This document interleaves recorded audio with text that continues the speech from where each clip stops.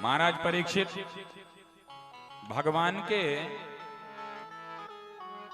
पहले विवाह के अतिरिक्त 16,107 विवाह और भी हुए। माने भगवान के कुल विवाह 16,108 हुए। परीक्षित जी चौंक है, एक विवाह होना मुश्किल होता है, भगवान के इतने विवाह कब हुए, कैसे हुए? और तब महाराज परीक्षित को सुखदेव जी ने बताना प्रारंभ किया कि महाराज एक सत्राजित नाम का राजा रहता था, उसके पास स्यमंतक मणि थी। स्यमंतक मणि का यह चमत्कार था कि वह स्यमंतक मणि नित्य 8 भार सोना दिया करती थी। एक भार माने 20 तोला। ये पहले के समय के सब वजन नापने की इकाइयां हैं। भार, तोला, मासा, किलो, बाट, ये सब वजन नापने की इकाइयां हैं। तो 8 भार का अर्थात 8 भार का अर्थ 20 गुणे 8, एक भार में 20 तोला। तो 20 तोले में 8 का गुणा करेंगे तो 1 किलो और 60 और 100 तोले का 1 किलो होता है शायद। तो 1 किलो 60 तोला सोना रोज वह स्यमंतक मणि देती थी। जब उसी स्यमंतक मणि को पहन करके वह सत्राजित द्वारिकाधीश के महल में आया तो द्वारिकाधीश ने मजाक करते हुए यह कह दिया, महाराज जी आपके पास ये जो मणि है ना, ये द्वारिका के राजकोष में होनी चाहिए। क्यों? क्योंकि सम्राट ही सारी खनिज संपदाओं का वास्तविक मालिक होता है, इसलिए आपकी यह मणि मेरे पास होनी चाहिए। महाराज सत्राजित तो लाल पीला होने लग गया। देख न सकहु पराय विभूति, पर संपदा सकहु नहीं देखी, तुम्हारे ईर्ष्या कपट विसेखी। दूसरे की संपत्ति तुमसे सहन नहीं होती कृष्ण, तुम्हारी हिम्मत कैसे हुई मुझसे मणि मांगने की? भगवान ने कहा भाई मत देना, पर ये लाल पीले क्यों हो रहे हो, हमने तो मजाक किया था। और कुपित हुआ सत्राजित राजमहल से लौट आया। पर एक दिन संयोग बस सत्राजित का भाई, छोटा भाई प्रसेनजित उसी मणि को धारण करके जंगल में आखेट खेलने के लिए गया, शिकार खेलने के लिए गया। और शिकार खेलने महाराज जब प्रसेनजित गया तो प्रसेनजित को एक सिंह ने मार दिया और सिंह ने मणि छीन ली। पर जब बहुत दिनों तक प्रसेनजित न लौटा तो सत्राजित के मन में यह शंका हुई कि लगता है वासुदेव कृष्ण ने ही मेरे भाई को मार करके वह मणि छीन ली है। और उसने अपनी देवी जी से ये बात कही कि देवी जी मैं तुम्हें बता रहा हूं, तुम किसी से मत कहना। ये बात तीसरे के कान में नहीं पड़नी चाहिए, नहीं तो कुछ अनर्थ हो जाएगा, क्योंकि वो यहाँ के सम्राट हैं। पर ऐसा लगता है कि मेरे भाई को मार करके द्वारिकाधीश ने ही वह मणि छीन ली है, पर तुम ये बात किसी से कहना मत। और आपको अगर किसी बात को हाईलाइट करना हो तो किसी माता जी को बतला दो। इनकी जठराग्नि इतनी कमजोर होती है कि कोई भी बात इनके पेट में पच सकती ही नहीं है। तो सत्राजित ने जैसे ही अपनी घरवाली को बताया तो सत्राजित की पत्नी ने अपनी पड़ोसन को बताया, देख बहन मैं तुझे कह रही हूँ तू किसी को मत कहना। फिर उसकी पड़ोसन ने अपनी सहेली को बताया, देख तुझे कह रही हूँ किसी को मत कहना। और ऐसा कहते कहते तो महाराज सारी द्वारिकापुरी में वह बात फैल गई। और जैसे ही बात फैली तो द्वारिकाधीश के कान में पहुंची। द्वारिकाधीश के कान में यह बात गई कि वो कृष्ण तो बचपन का ही चोर है, पहले माखन मुसरी चुराया करता था, लेकिन अब वह लोगों की संपत्ति चुराने लग गया है, वह लोगों के धन में भी बुरी नजर रखने लग गया है। कृष्ण तो बचपन का ही चोर है। भगवान ने विचार किया कुछ किए हैं नहीं और फालतू में ही फंस रहे हैं, इससे अच्छा तो करके ही फंसे होते। भगवान ने विचार किया आप इस लोकापवाद को मिटाना ही पड़ेगा, तो किया क्या जाए? बोले जब तक मणि नहीं मिलेगी तब तक यह अब कीर्ति जाएगी नहीं। तब तो भगवान ने उस मणि के अन्वेषण में, उस मणि को ढूंढने के लिए प्रस्थान कर लिया। मणि का अन्वेषण करने जब भगवान निकले तो सबसे पहले प्रसेनजित के रथ के पहियों का अन्वेषण किया। और प्रसेनजित के रथ के पहियों का अन्वेषण करते करते भगवान ने प्रसेनजित की लाश तक, शव तक पहुंच करके यात्रा की। पर प्रसेनजित तो मरा दिखाई पड़ा, पर मणि वहां भी नहीं थी।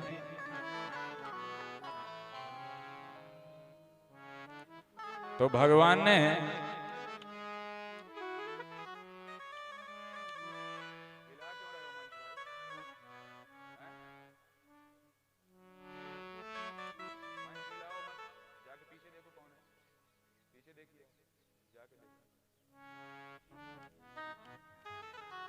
प्रसेनजित के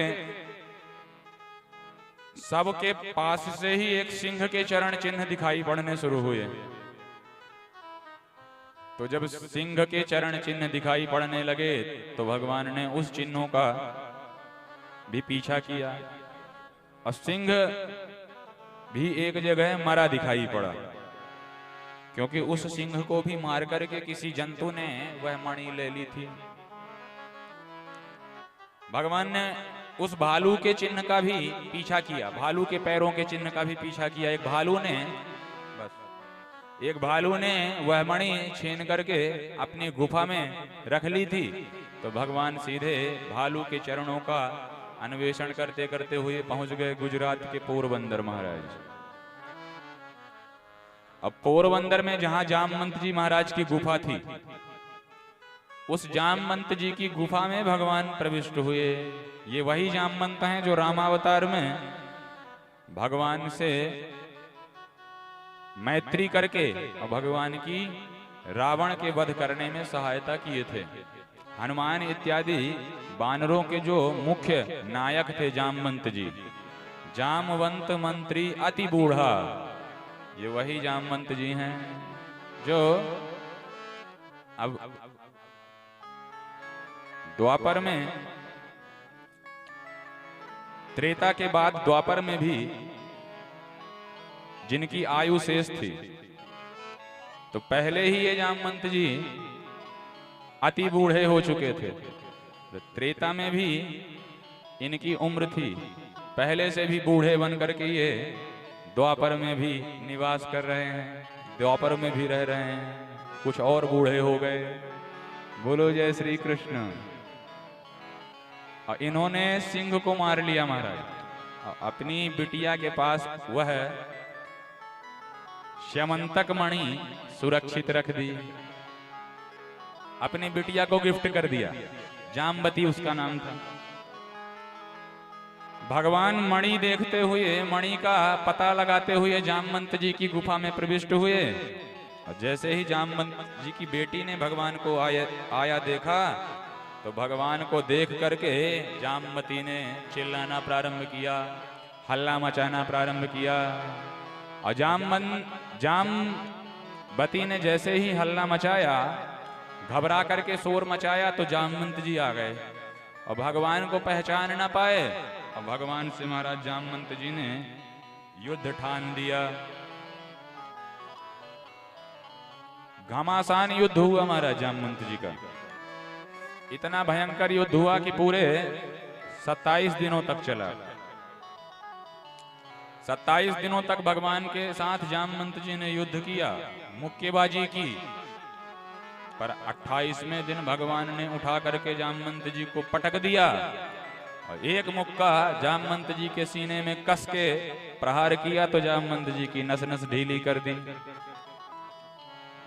और जब जामवंत जी लस्त हो गए, शिकस्त हो गए, पराजित हो गए, परास्त हो गए, तब जामवंत जी पहचान गए कि ये कोई साधारण पुरुष नहीं हो सकता जो मुझको मार डाले, जो मुझको पराजित कर दे वो साधारण पुरुष नहीं है। जामवंत जी भगवान को पहचान करके कहते हैं, प्रभु मैं आपको पहचान गया, आप ही मेरे राम जी महाराज हो जो त्रेता युग में रावणादि दैत्यों का विनाश करने के लिए प्रकट हुए थे।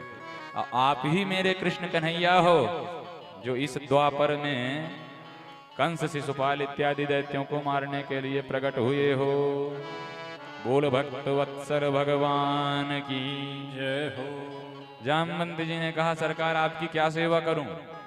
भगवान ने कहा 27 दिनों से कर तो रहे हो सेवा भाई, अब हमें और सेवा कछुना चाहिए। तुम्हारे हाथ में जो मणि है, जो तुम्हारी बिटिया खेल रही है, ये मणि हमें दे दो, बस हमें और कछुना चाहिए। क्यों जी, भगवान तो पहचानते थे जामवंत जी को, जामवंत जी नहीं पहचानते थे। पर एक मैं मोह मंद बस, एक मैं मंद मोह बस कुटिल हृदय अज्ञान, पुनि प्रभु मोहि बिसारे कृपा सिंधु भगवान। जामवंत जी नहीं पहचान पाए, सहज है, जीवात्मा परमात्मा को नहीं पहचान सकता, लेकिन परमात्मा तो प्रत्येक जीवात्मा की खबर रखते हैं। फिर परमात्मा ने क्यों नहीं पहचाना? परमात्मा पहचानते थे। ये जामवंत जी की इच्छा थी, क्योंकि जब पुराना जन्म था, रामावतार था, तो रामावतार में जामवंत जी ने युद्ध के बाद राम जी के पास में आकर के एक बात कही, प्रभु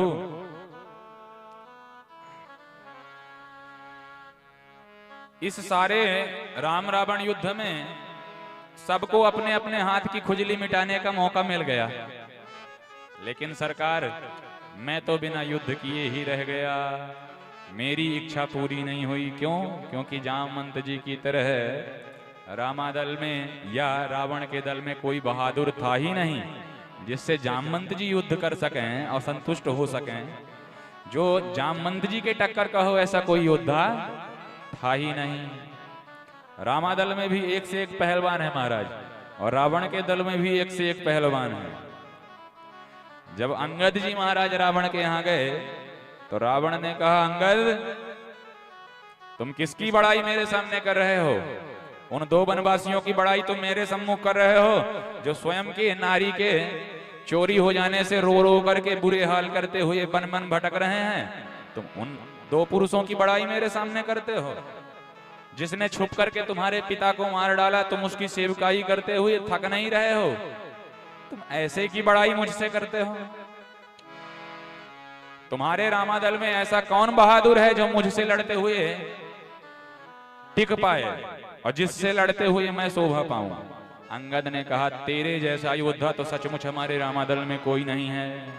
तुझ जैसे स्त्री लोलुप से, तुझ जैसे कामी से, तुझ जैसे स्त्री के चोर से, तुझ जैसे पापात्मा से लड़ने वाला सचमुच हमारे दल में कोई योद्धा नहीं। रावण ने कहा, एक योद्धा है, आवा प्रथम नगर जहीं जारा, जिसने आकर के नगर जला दिया था, उसमें कुछ बल है। तो अंगद ने कहा, जिन हनुमान जी के विषय में तुम बात कर रहे हो, वो रामादल के मात्र एक छोटे से सेवक हैं, उनके बल कुछ भी नहीं है। रामादल में एक से एक योद्धा है। और तब अंगद ने रामादल का परिचय दिया कि तूने नगर जलाने वाले हनुमान जी का बल बखान किया है, अब मैं सुन।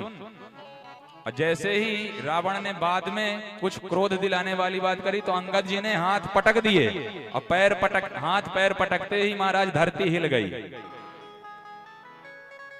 सभासद खसे, पूरे सभासद हिल गए। और तब रावण ने कहा, वास्तव में भाई तेरे जैसा बहादुर नहीं देखा, तूने पैर पटक दिए और धरती हिलने लगी। पर रावण कहता है कि मैं भी चलत डसानन डोलत आवनी, गरजत गर्भ श्रवहि सुन रवणी, सुर रवनी गर्भ श्रवहि। रावण जब चलता है तो धरती डोलती है। तो रावण कहता है, जब मैं चलता हूं तब धरती डोलती है। अंगद ने हाथ पटक दिए, रावण जब तू चलता है तब धरती डोलती है। और रामादल का एक कार्यकर्ता अपने हाथ पैर पटक देता है और धरती डोलने लग जाती है। तू अपने बल का गर्व दिखा रहा है। और सुन रावण, जब तू चलता है तब धरती कांपती है, जब रामादल का एक सेवक हाथ पटकता है तब धरती कांपती है। पर रामादल के अभी तूने छोटे सरकार के बारे में तो सुना ही नहीं। हमारे छोटे सरकार श्री लखनलाल जी न चलते हैं और न हाथ पैर पटकते हैं, बस बोलने लग जाते हैं और धरती कांपने लग जाती है। लखन सकोप बचन जब बोले, तो डगमगानी मही दिग्गज डोले। लखनलाल जी बोलने लगते हैं, धरती कांपने लगती है। रावण ने कहा सचमुच? अंगद जी ने कहा जब तू चलता है तब धरती डोलती है, मैं हाथ पटकता हूं तब धरती डोलती है, छोटे सरकार बोलते हैं तब धरती डोलती है। लेकिन रावण अभी तूने बड़े सरकार की महिमा को जाना ही नहीं। हमारे रामादल के जो मालिक हैं, नियामक हैं, ऐसे श्री राम जी महाराज न चलते हैं, न उन्हें हाथ पटकना पड़ता है, न चलना पड़ता है, न बोलना पड़ता है। बस वो धनुष और बाण को हाथ में लेकर के देखने लग जाते हैं और धरती कांपने लग जाती है, डोलने लग जाती है। कह दास तुलसी जबहि प्रभु, सरचाप कर फेरन लगे। कह दास तुलसी जबहि प्रभु, सरचाप कर फेरन लगे। ब्रह्मांड दिग्गज कमठ अहि महि, कोल कूरुम डगमगे। ब्रह्मांड दिग्गज कमठ अहि महि, कोल कूरुम डगमगे। कोल कूरुम डगमगे।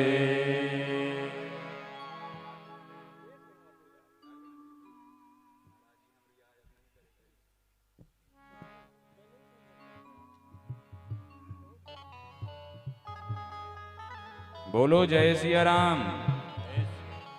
तो बड़े सरकार को ना चलना पड़ता है, ना बोलना पड़ता है, न हाथ पैर पटकने पड़ते हैं, बस वो देखने लगते हैं धनुष बाण की ओर और धरती कांपने लगती है।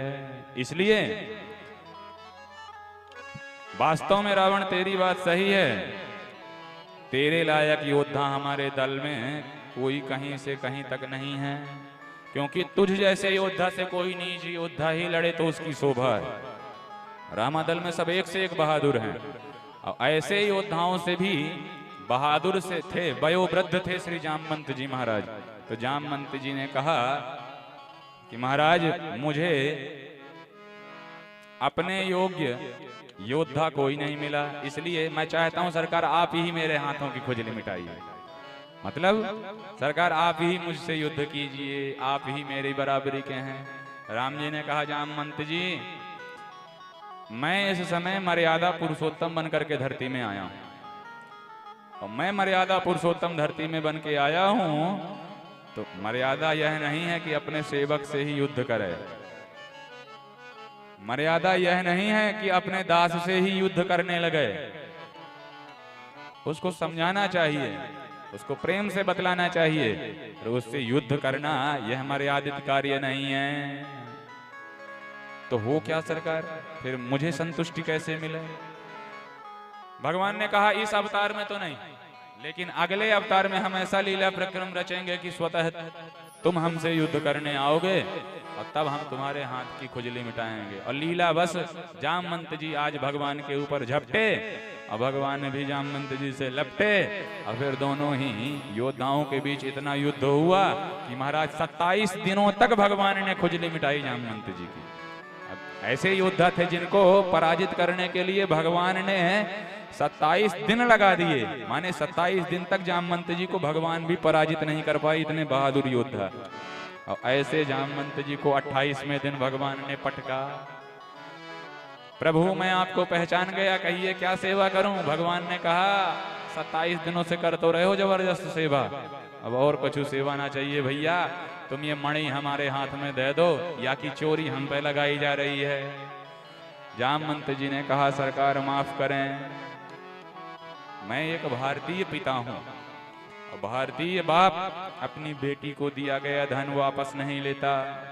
बिटिया को जो धन दे दिया जाता है स्वामी वो फिर बिटिया का ही होता है, उस पर बाप का अधिकार रह नहीं जाता। इसलिए क्षमा करें नाथ, मैं आपको धन नहीं दे सकता, यह मणि नहीं दे सकता, बिटिया की है चूंकि इसलिए। तो भगवान ने कहा तो फिर कोई बीच का मार्ग निकालो। जामवंती जी ने कहा एक है, वो बताए देते हैं। क्या मार्ग है? जामवंती जी ने कहा प्रभु मेरी बिटिया से विवाह कर लीजिए, मेरी बिटिया का हाथ थाम लीजिए, तो फिर पत्नी की संपत्ति पति की हो ही जाती है। तो आप मेरी बिटिया को स्वीकार करें और बदले में दहेज में मुझसे ये मणि लेते जाएं। भगवान ने कहा जैसी आपकी इच्छा। तो फिर महाराज जंगल में ही चाई माई हो गई और जामवंती जी की पुत्री जामवती जी को भगवान ने विवाह करके और उनका हाथ धारण करके पाणी ग्रहण करके और जामवंती जी की पुत्री जामवती जी को लेकर के भगवान द्वारिका आए।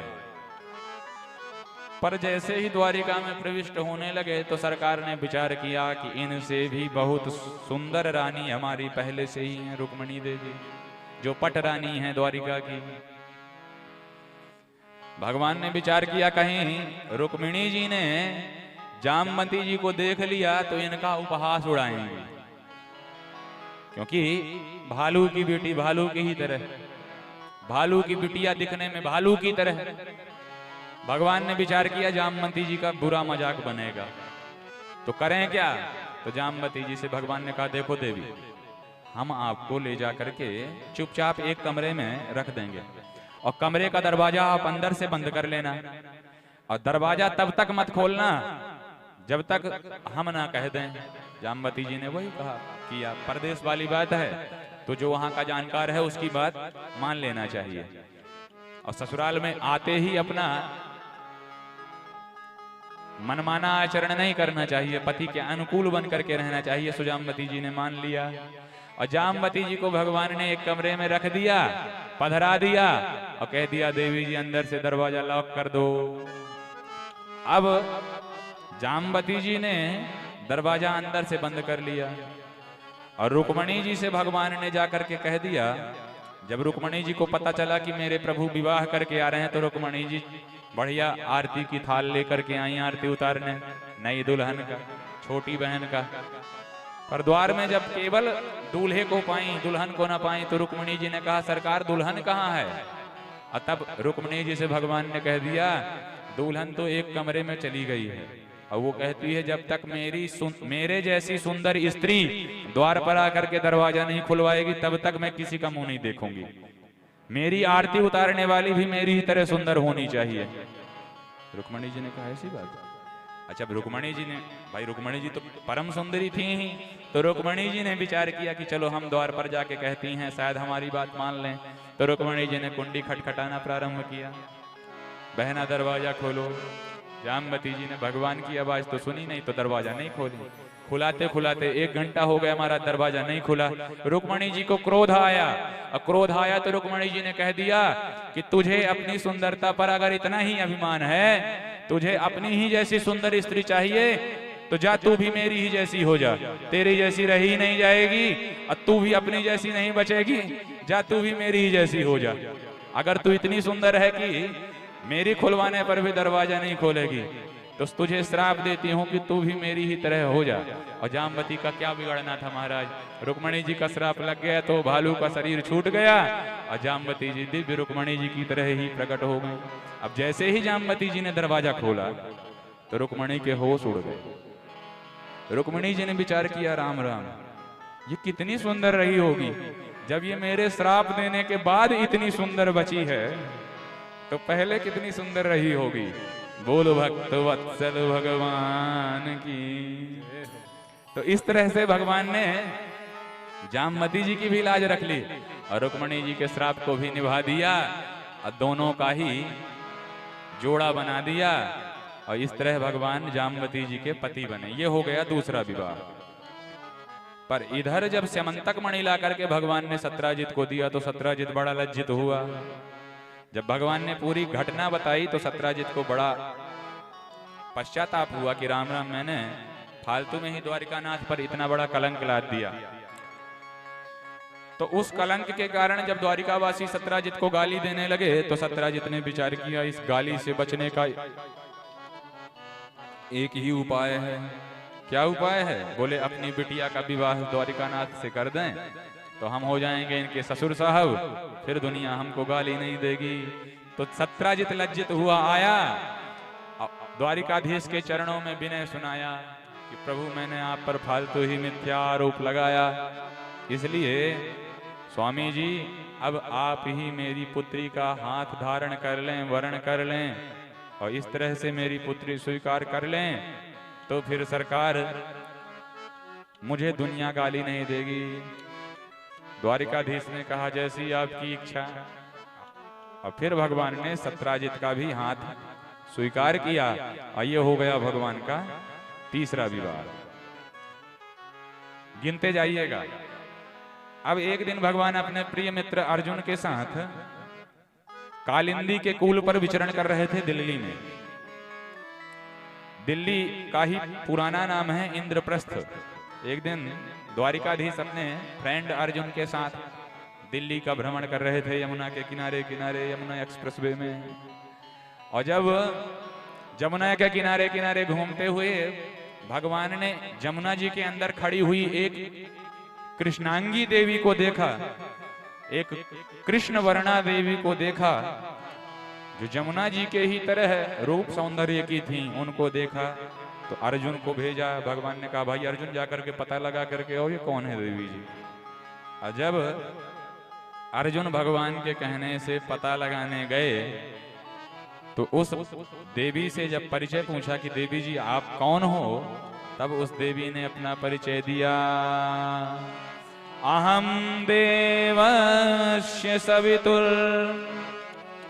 दुहिता पतिमिच्छति विष्णुं वरेण्यं वरदं तपः परममास्थिता।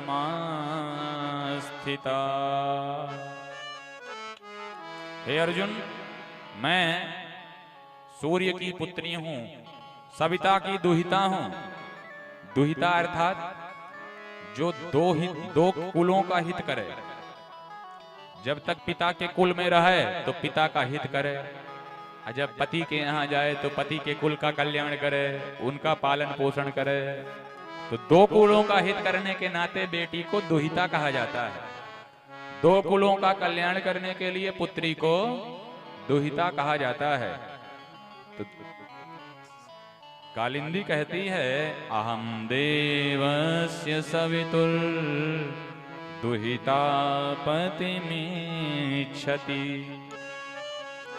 मैं सविता की दुहिता हूं। नाम है सविता माने सूर्य, सवितुर दुहिता। सविता माने सूर्य भगवान को सविता कहा जाता है। तो सविता की दुहिता हूं, नाम है कालिंदी। भगवान को ही पति रूप में प्राप्त करने के लिए यह घोर तपस्या कर रही हूं। अर्जुन भाग करके आए। द्वारिकाधीश ने कहा कौन है? और तब अर्जुन ने कहा महाराज कोई भी है, लेकिन आपकी बृहस्पति बड़ी तगड़ी चल रही है। ये देवी जी भी आपके लिए ही तपस्यारत हैं। भगवान ने कहा तो कराओ परिचय। तब महाराज उसी कालिंदी के कुल में देवी कालिंदी से, जमुना के कुल में ही देवी यमुना महारानी से परिचय हो गया। और भगवान ने उन कालिंदी जी का भी हाथ थाम लिया, उन्हें अपनी घरवाली बना लिया। ये हो गया भगवान का चौथा विवाह। बोल द्वारिकाधीश की जय हो। एक उज्जैन में राजा रहते थे, राजा विंद। और उनके छोटे भाई का नाम था अनुविंद। उनकी एक बहन थी मित्रविंदा। स्वयंवर में भगवान ने मित्रविंदा जी का हाथ थाम लिया और भगवान का ये पांचवा विवाह मित्रविंदा जी के साथ में हो गया। एक कोसल देश के राजा थे महाराज नग्नजित, जिनकी पुत्री का नाम नागनजिती था और उनका एक नाम सत्या भी था। तो भगवान ने सत्या देवी का विवाह एक ही रस्सी में 7 बैलों को नाथ करके किया। भगवान ने सत्या देवी जी का वरण इस शर्त को पूरी करके किया कि एक ही रस्सी में 7 बैल नाथने पड़ेंगे। जो भी इन भीषण बैलों को एक रस्सी में नाथ देगा, तो नग्नजित महाराज ने प्रतिज्ञा की थी कि उसी को मैं अपनी बेटी ब्याहूंगा। अब भगवान ने महाराज की वह प्रतिज्ञा पूरी कर ली। 7 रूप बना करके एक साथ एक ही रस्सी में भगवान ने 7 बैलों को नाथ दिया और द्वारिका नाथ ने सत्या देवी से विवाह कर लिया। ये हो गया भगवान का छठा विवाह। अब एक भगवान की दूर की रिश्ते की बुआ जी लगती थी, नाम था श्रुतकीर्ति। उनकी पुत्री थी एक भद्रा जी। तो श्रुतकीर्ति जी भगवान से वात्सल्य करती थी, भगवान को पुत्र जैसे ही प्रेम करती थी। अब लेकिन पुत्र पुत्र ही होता है, दूर का रिश्तेदार दूर का ही रिश्तेदार होता है, सगा कैसे बने। तो बोली इन्हें अपना दामाद बना लिया जाए, और दामाद भी फिर पुत्र की ही तरह रहता है। तो उन्हीं भगवान की दूर की बुआ जी ने, श्रुतकीर्ति जी ने अपनी बेटी भद्रा का विवाह कर दिया, और भगवान का यह 7वां विवाह भद्रा देवी के साथ में हो गया। एक मद्र देश के राजा थे, उनकी कन्या का नाम था सुलक्ष्मणा, जो शुभ लक्षणों वाली थी। भगवान ने उनके स्वयंवर में जाकर के और मछली की आंख पर तीर मार करके परछाई में मछली को देखते हुए, ये अर्जुन वाली स्वयंवर की बात नहीं है। भगवान के विवाह में भी एक विवाह में यह शर्त रखी गई थी कि नीचे पानी में परछाई देख करके ऊपर की मछली को जो भेद देगा उसी को मेरी बिटिया ब्याही जाएगी। भगवान ने वह शर्त पूरी कर दी, और इस तरह से भगवान ने सुलक्ष्मणा देवी से विवाह किया। ये भगवान के 8 विवाह हुए। अब भगवान के अन्य भी विवाह हुए महाराज, 16,100 विवाह भगवान के और हुए। महाराज परीक्षित ने कहा कैसे? सुखदेव जी ने कहा एक ही मंडप में हुए, अलग अलग नहीं, एक ही मंडप में एक ही दिन हो गए। परीक्षित जी चौंके कि यहाँ एक विवाह होना मुश्किल होता है, एक विवाह पूरा पड़ जाए महाराज तो बड़ी भाग्य की बात है, निर्विघ्न एक विवाह हो जाए आजकल तो बड़ी विडंबना वाली बात है। लेकिन भगवान के इतने विवाह एक ही मुहूर्त में एक ही मंडप के नीचे कैसे हो गए? और तब शुकदेव महामुनि ने राजर्षि परीक्षित को बताया कि एक भौमासुर नाम का असुर था। उसने यह सुना था कि वृंदावन के कृष्ण ने कई गोपियों के साथ रास किया था। तो कृष्ण जी की सौंझ करने के लिए, कृष्ण जी का अनुसरण करने के लिए उस भौमासुर ने भी स्त्रियों को बटोरना प्रारंभ किया, जोड़ना प्रारंभ किया। और ऐसे करते करते महाराज 16,100 राजकुमारियों को उसने अपने कारागृह में एकत्रित कर लिया जबरदस्ती। अब वे देवियां नित्य भगवान का ध्यान करती हैं। लीलावश एक सेवक ने आकर के भगवान को ये सूचना दी, और तब भगवान ने अपनी सत्यभामा जी को लेकर के उस भौमासुर को पराजित करने का विचार किया, और सत्यभामा जी के साथ गरुड़ में सवार होकर के भगवान ने प्राग ज्योतिषपुर की यात्रा की। हृतामराद्रिस्थानेन ज्ञापितो भौमचेष्टितम् सभार्यो गरुणारूढ़ः प्राग्ज्योतिस्फुरं ययुः प्राग्ज्योतिस्। भगवान ने कहा देवियों, आज आपको हमने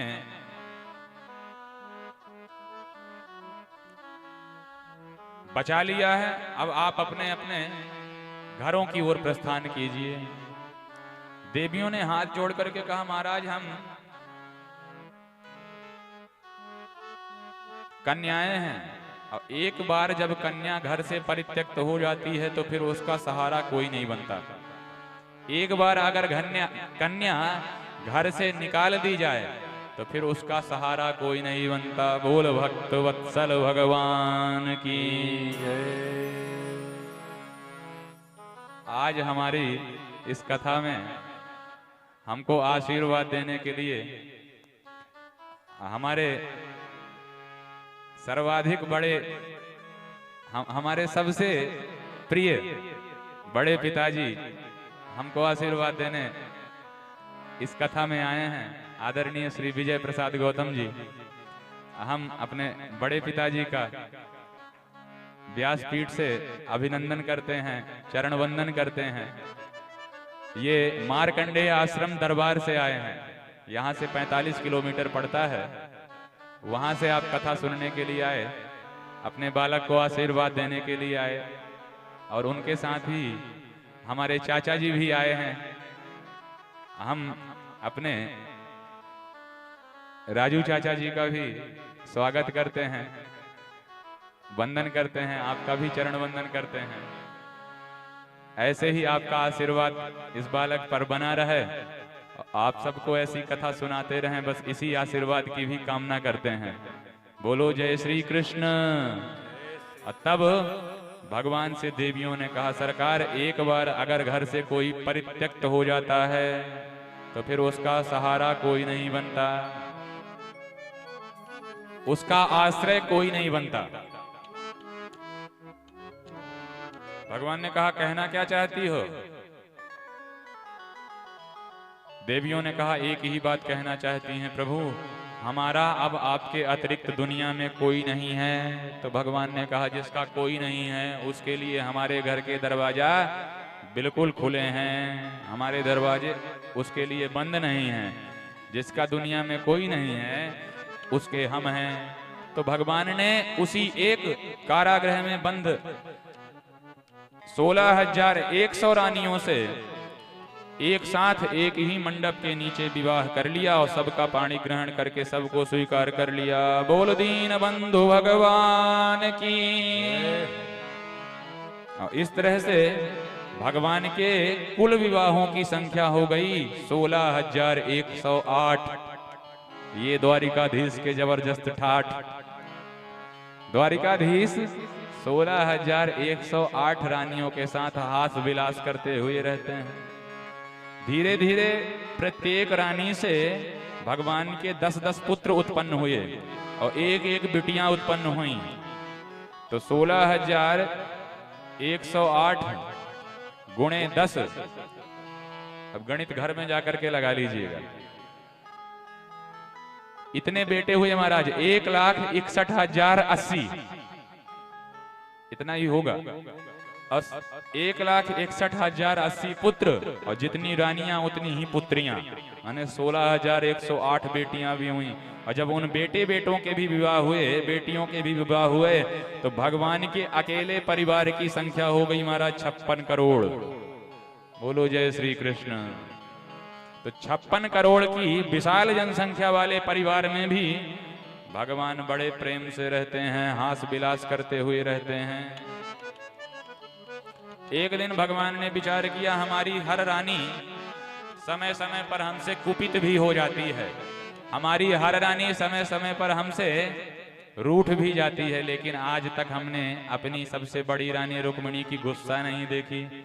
ये रूठती होंगी तो कैसी लगती होंगी, ये जब गुस्सा करती होंगी तो कैसी लगती होंगी। तो भगवान ने रुक्मिणी जी को परेशान करना एक दिन प्रारंभ किया। देवी रुक्मिणी, आपसे एक प्रश्न करना चाहते हैं। रुक्मिणी जी ने कहा, आदेश करें सरकार। एक नहीं 10 करें। भगवान ने कहा, एक का तो मौका दो, फिर 10 भी करेंगे। तब भगवान ने रुक्मिणी जी से कहा, देवी मैं ये पूछना चाहता हूं कि आपने मुझसे विवाह क्यों कर लिया? रुक्मिणी जी के होश उड़ रहे हैं। रुक्मिणी जी ने कहा, सरकार कुछ गलती हो गई क्या? श्री चरणों में कुछ अपराध बन गया क्या? आप ये प्रश्न अचानक। तो भगवान ने कहा, नहीं देवी, कुछ अपराध नहीं बना है, हम इसलिए पूछ रहे हैं कि हम में ऐसा कौन सा गुण तुमको दिखाई दे पड़ा? अरे तुम एक सम्राट की बिटिया हो और हमारे घर में तो श्राप लगा हुआ है कि कोई राजा भी नहीं बन सकता, सम्राट की तो बात ही छोड़ दो। तो तुम एक राजकन्या हो और एक ग्वारिया से शादी कर लिया, क्या देख करके किए? रुक्मिणी जी मौन है। तब भगवान ने दूसरा प्रश्न दाग दिया, अगर तुम कहो कि मैं अच्छे कुल खानदान का हूं, तो देवी मेरे तो माता पिता का ही पता नहीं है। कोई मुझको देवकी वसुदेव का लाला कहता है, कोई मुझे नंद यशोदा का लाला कहता है, तो मेरे तो मैया बाप का ही ठिकाना नहीं है। तो कुल खानदान के अच्छे होने का तो सवाल ही नहीं पैदा होता। तो ये बात भी नहीं है। अगर तुम कहो कि मैं स्वरूप में अच्छा हूं इसलिए तुम रीझ गई, तो तुम कहां गोरी गोरी और मैं कहां काला कलूटा, रूप का भी कोई जोड़ मेल नहीं है। तुम अगर यह कहो कि मैं इतना पढ़ा लिखा हूं तब तुम मुझसे विवाह, तो पढ़ाई लिखाई में तो मेरा मन लगा ही नहीं।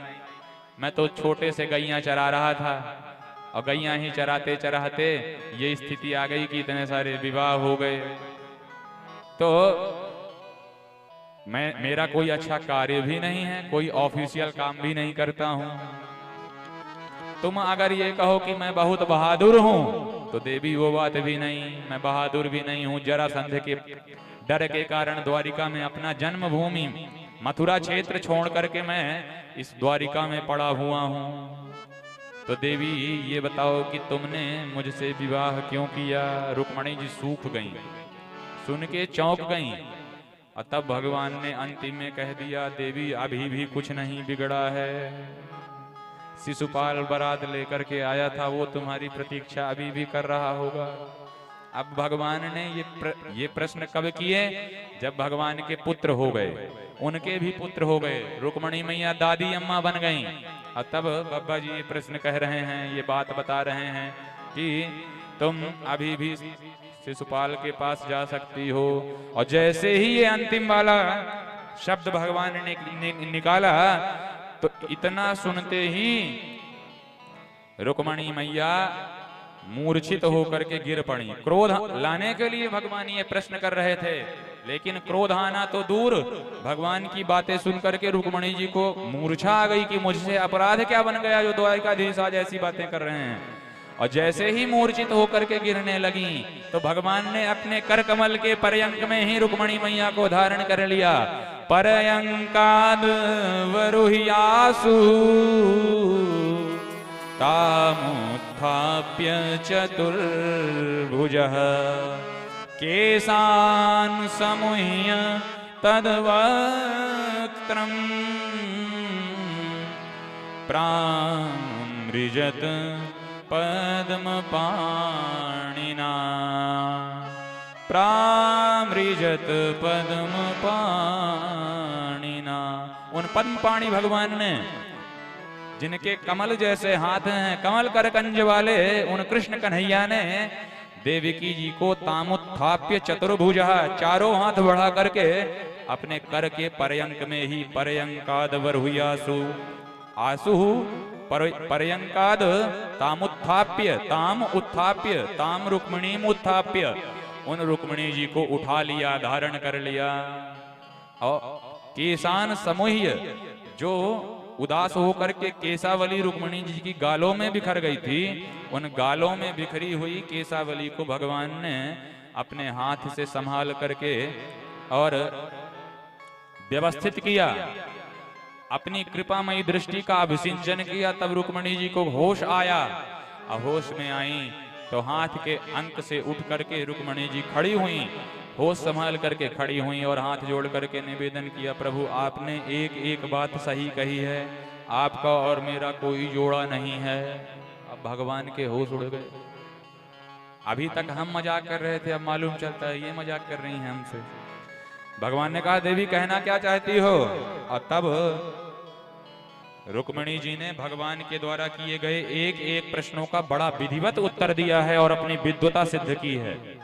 रुक्मिणी जी ने कहा, प्रभु आप कहते हो कि आपके मैया बाप का ठिकाना नहीं है, नंद बाबा या यशोदा, वसुदेव या देवकी, आपके माता पिता का कोई ठिकाना नहीं है। तो प्रभु ये बताइए, जिस परमात्मा का, जिस परब्रह्म परमात्मा का जो निर्गुण निराकार निर्विशेष निरुपाधिक परमात्मा जब सगुण साकार बन करके, स्वरूपवान बन करके भक्त जनों के कल्याणार्थ इस धराधाम पर समुपस्थित होता है, तो जिस परमात्मा का वेद भी पार नहीं पाते हैं, जिस परमात्मा का वेद भी, बड़े बड़े वेद और बड़े बड़े वेद पाठी ब्राह्मण भी नेति नेति कह करके हारी मान लेते हैं, पर और छोर नहीं प्राप्त कर सकते, तो जब उस परमात्मा का ही और छोर नहीं मिलता है तो उनके मैया बाप तक कौन कहे, उनके माता पिता का परिचय कैसे मिल सकता है। इसलिए सरकार आप बिल्कुल ठीक कहते हो कि आपके माता पिता का कोई परिचय नहीं।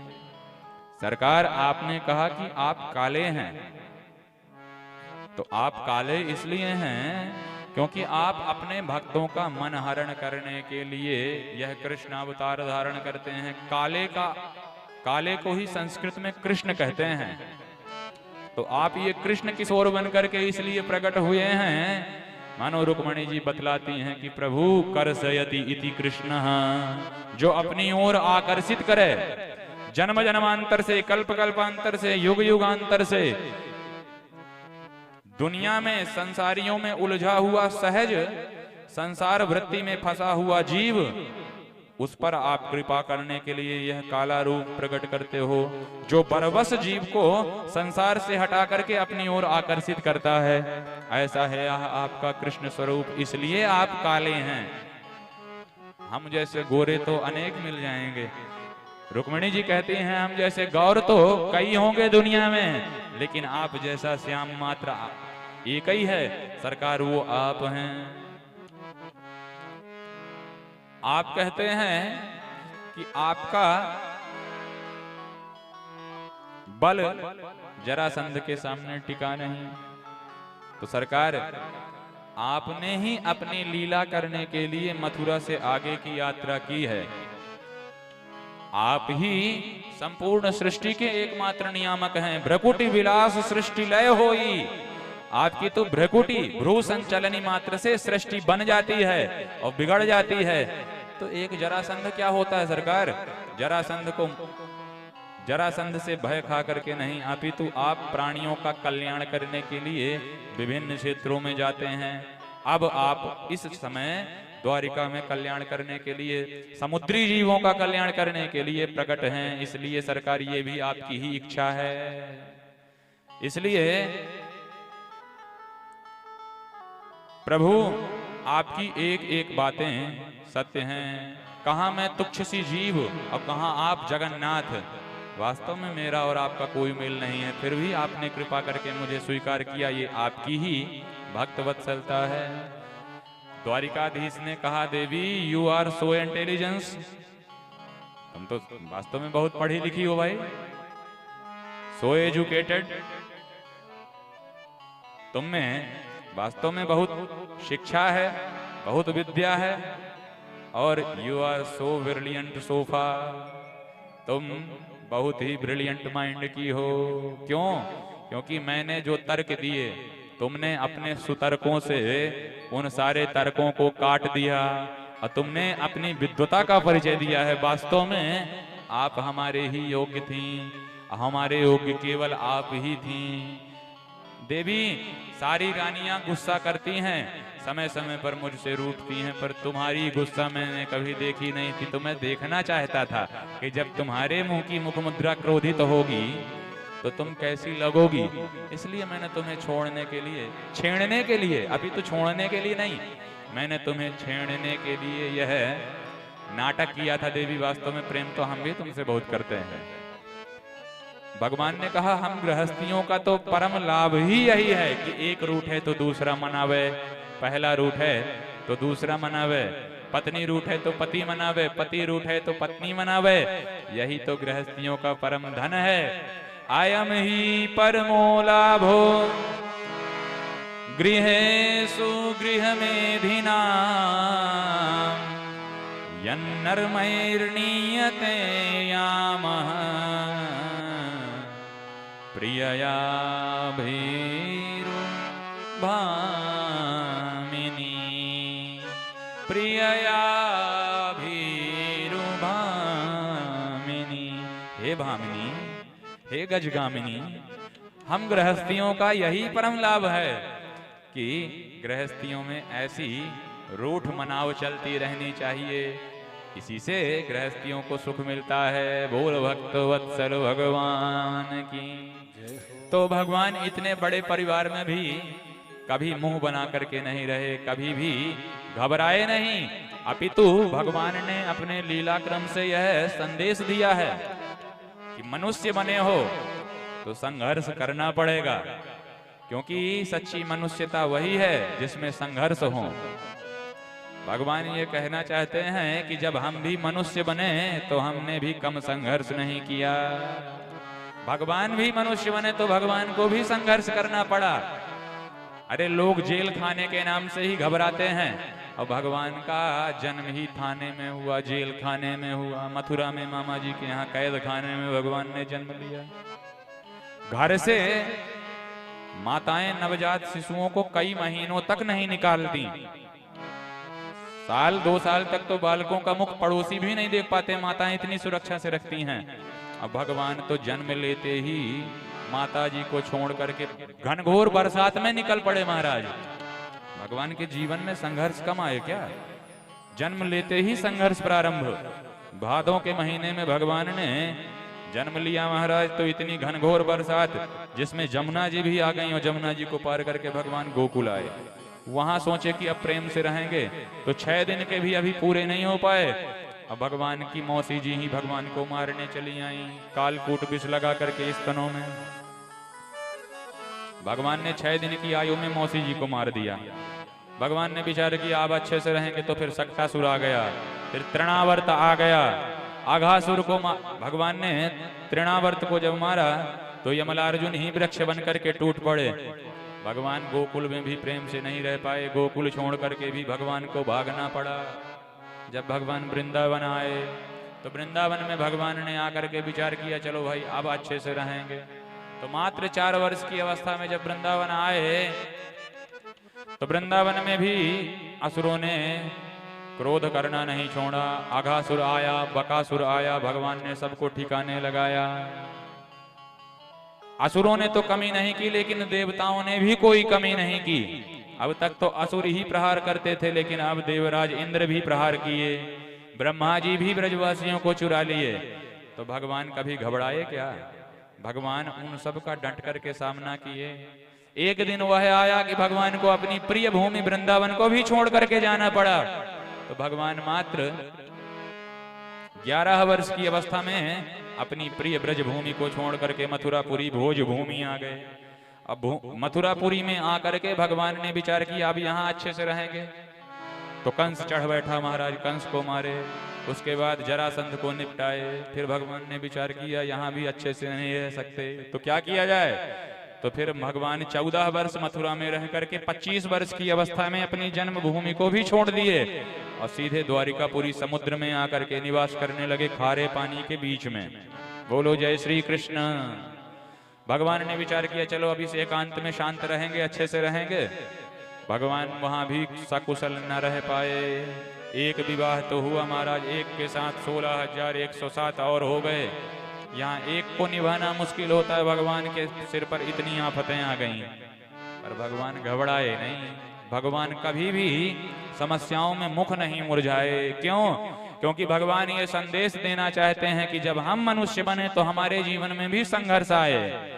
तो भगवान यह मैसेज दे रहे हैं प्राणियों को कि अगर मनुष्य बनोगे, अगर मनुष्य तन मिलेगा तो समस्याएं आएंगी, पर मनुष्य वही है जो जीवन में आई हुई समस्याओं को डट करके सामना करे। मनुष्य सच्चा वही है जो मुस्कुरा करके समस्याओं का सामना करते हुए सारी समस्याओं का निवारण करे। क्योंकि आधी समस्या तो महाराज मुस्कुराने मात्र से दूर हो जाती है। कितनी भी बड़ी भारी समस्या हो, कितनी भी बड़ी समस्या हो, लेकिन अगर मुस्कुरा करके समस्याओं का सामना करोगे तो वो समस्याएं बहुत दिन तक नहीं रहेंगी। इसलिए प्रसन्नता जीवन में व्यवस्थित और खुश रहने का सबसे बड़ा मंत्र है। अपने मुख पर एक मुस्कान हमेशा रखिए। Smile and happiness is the fundamental of prosperous and वेलस्पर लाइफ। आपकी मुस्कान और आपका आंतरिक प्रसन्न भाव ही आपके समृद्ध और सुखी जीवन का मूल है। इसलिए मुस्कुराकर गम का जहर जिसको पीना आ गया, ये हकीकत है जहां में उसको जीना आ गया। बोल कृष्ण कन्हैया लाल की।